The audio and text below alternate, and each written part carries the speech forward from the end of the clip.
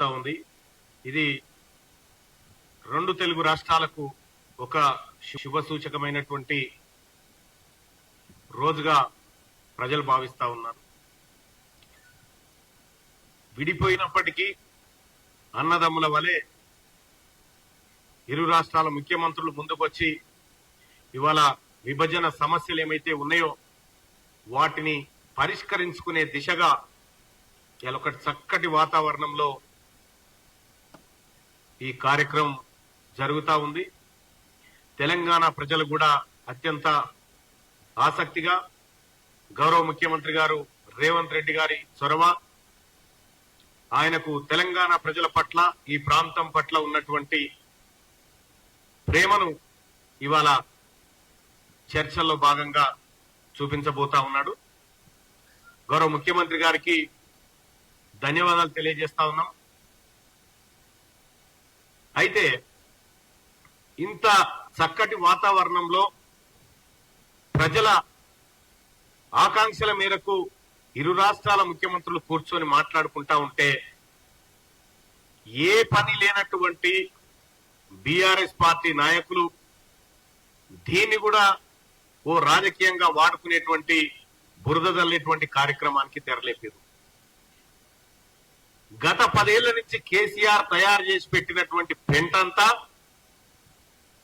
కడిగి తెలంగాణను సంపూర్ణ విముక్తి చేసే దిశగా గౌరవ ముఖ్యమంత్రి రేవంత్ రెడ్డి గారు అడుగులు వేస్తా ఉంటే ఇవాళ కాంగ్రెస్ పార్టీ ప్రభుత్వం ముందుకు పోతా ఉంటే మరి కేసీఆర్ గారికి ఆయన పరివారానికి మనసున పడతలేదు.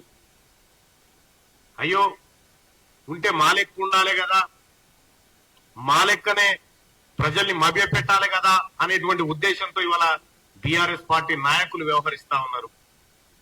10 ఏళ్ల కాలంలో మీరు జగన్మోహన్ రెడ్డి గారు కేవలం మీ స్వార్థ రాజకీయాల కోసం తప్ప దేనికోసమన్నా ప్రగతి భవన్ లో మీరు వాడుకున్నారా? ఓ 2 రాష్ట్రాల ముఖ్యమంత్రులు కూర్చొని మాట్లాడి ఉన్న సమస్యలేంటి అనేటువంటి చర్చ ఎప్పుడైనా జరిగిందా? కల్వకుంట్ల చంద్రశేఖరరావు గారిని మేము అడుగుతా ఉన్నాం.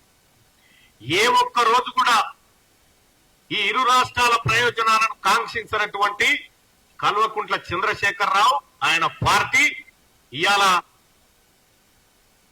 సుదీర్ఘకాలం పెండింగ్ లో ఉన్నటువంటి అంశాలను పరిష్కరించుకునే దిశగా కాంగ్రెస్ పార్టీ ప్రభుత్వం ముందుకు పోతా ఉంటే ఇలా జీర్ణించుకోలేకపోతా ఉన్నారు.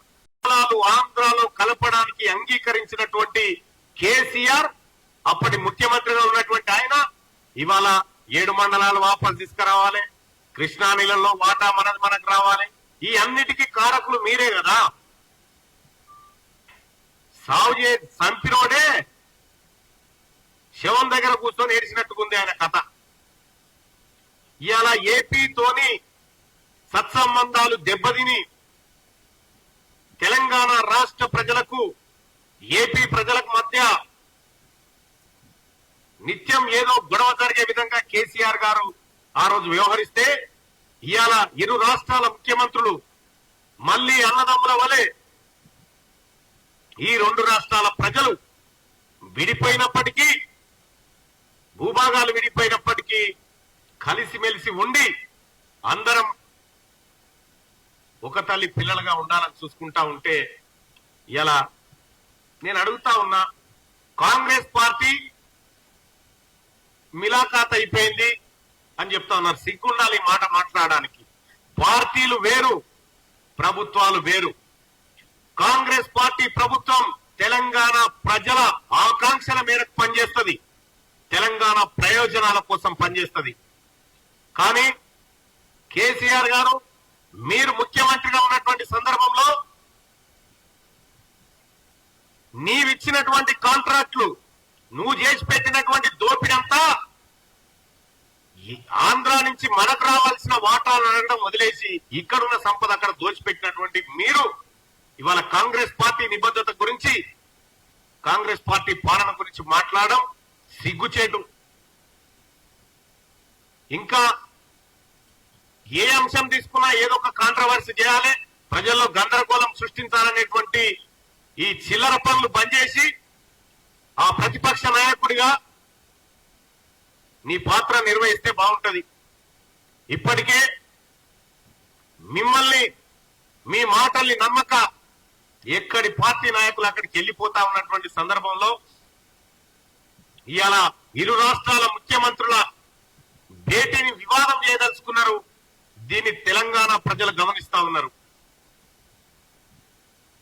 అసలు ఏ ఒక్క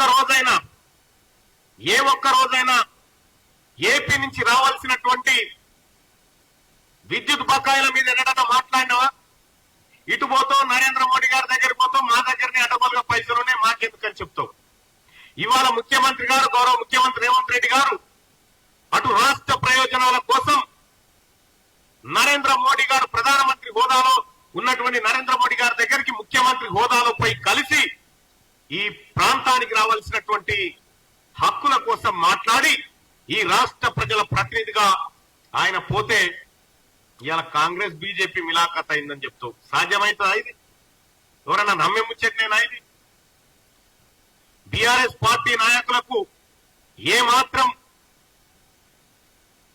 సిగ్గనిపిస్తలేదు. ఎందుకు చెప్తా ఉన్నామంటే ఇవాళ తెలంగాణ రాష్ట్రంలో ఆర్థిక దోపిడీ, భూదోపిడీ, వనరుల దోపిడీ చేసినటువంటి కేసీఆర్ కుటుంబం ఈ రాష్ట్ర ప్రజల ప్రయోజనాలను ఎప్పుడు పట్టించుకోలే. తెలంగాణ రాష్ట్రం ఏర్పడినటువంటి నీళ్లు, నిధులు, నియామకాల కోసం ఇవి నెరవేరాలనేటువంటి ఆకాంక్షతోని ఆ తల్లి సోనియా గాంధీ కాంగ్రెస్ పార్టీ అప్పుడు యూపీఏ గవర్నమెంట్ తెలంగాణ రాష్ట్రాన్ని ఇస్తే రాష్ట్రాన్ని కుక్కలు చింపిన ఇస్తరాకులాగా మార్చినటువంటి కల్వకుంట్ల చంద్రశేఖరరావు గారికి ఎలాంటి అర్హత లేదు ప్రస్తుత భేటీ గురించి మాట్లాడడానికి అని చెప్పి తెలియజేస్తా ఉన్నా. కనీసం ఈ భేటీని స్వాగతించాల్సింది పోయి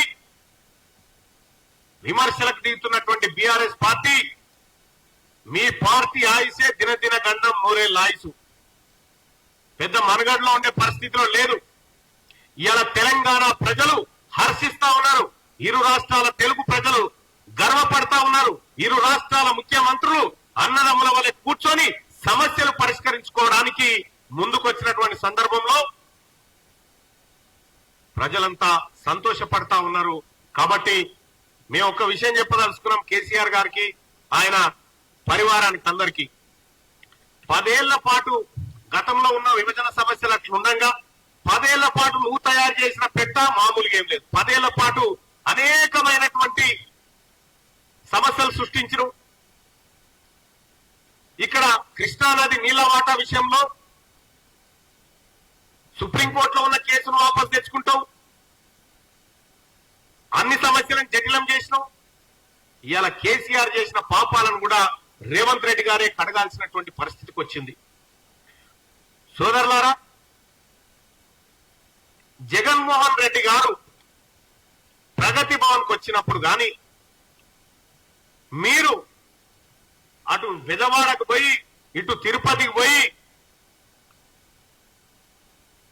ఇక్కడ దర్శనాలు చేసుకొని వచ్చినప్పుడు గాని ఏ ఒక్క రోజైనా అక్కడి ముఖ్యమంత్రిని మీరు ఆహ్వానించిరా మాట్లాడుకుందామని, లేదంటే మిమ్మల్ని జగన్మోహన్ రెడ్డి గారు ఆహ్వానించిరా? మీరు ఎప్పుడు కలిసినా గొంగడి కప్పుకొని చీకట్ల కలిసేటోళ్ళు మీరంతా. మీది చీకటి రాజకీయం. ఇవాళ కాంగ్రెస్ పార్టీ ప్రభుత్వం గౌరవ ముఖ్యమంత్రి గారు చేస్తుంది పక్కా ప్రజా ప్రయోజనార్థం చేస్తున్నటువంటి వ్యవహారం. ఇక ప్రతి పని వెనకాల కేసీఆర్ కుటుంబం రాజకీయ ప్రయోజనాలు చూసుకుంది. ఇలా గౌరవ ముఖ్యమంత్రి రేవంత్ రెడ్డి గారు తెలంగాణ ప్రజల ఆకాంక్షలను చూస్తా ఉంది. రాష్ట్రంలో తెలంగాణ రాష్ట్ర విభజన బిల్లు సందర్భంలో ఇదే ముఖ్యమంత్రి గారు గౌరవ రేవంత్ రెడ్డి గారు ఆ రోజు అసెంబ్లీలో తిరుమల కొండలో వాటా కోరిండు, పోర్టులు కావాలని కోరిండు. విభజనలో ఆంధ్రప్రదేశ్ లో ఉన్నటువంటి తెలంగాణలో లేనటువంటి అంశాల గురించి మాట్లాడి తెలంగాణకే ఆంధ్రప్రదేశ్ బాకీ పడ్డదనేటువంటి రీతిలో ఆయన తెలంగాణ గడ్డ ఆకాంక్షను తెలియజేసే ప్రయత్నం చేస్తే ఇలా కేసీఆర్ గారు మాతాన్ని అడగోలుగా నీళ్లున్నాయి, రాయలసీమ రత్నాలసీమ చేసుకోపు అని చెప్పినటువంటి మహానుభావుడు మాట్లాడింది వాస్తవం కాదా? రేవంత్ రెడ్డి గారు అసెంబ్లీలో మాట్లాడిన వీడియోలు కావాలంటే ఆ యూట్యూబ్ లో ఉన్నాయి, మీకు పంపమంటే పంపుతాం. ఇవాళ ఏదేమైనప్పటికీ ఒక మంచి వాతావరణంలో సమావేశం జరుగుతా ఉంటే ఈ మంచి వాతావరణాన్ని చెడగొట్టాలనేటువంటి ఉద్దేశంతో బీఆర్ఎస్ పార్టీ ప్రయత్నాలు చేస్తా ఉంది. తప్పకుండా ప్రజలు గమనిస్తా ఉన్నారు. ఇవాళ రేవంత్ రెడ్డి గారికి తెలంగాణ ప్రజల పక్షాన ధన్యవాదాలు తెలియజేస్తా ఉన్నాం. ఆయన చర్చల్లో తెలంగాణ ప్రజల ఆకాంక్షలు నెరవేర్చబోతున్నందుకు ధన్యవాదాలు.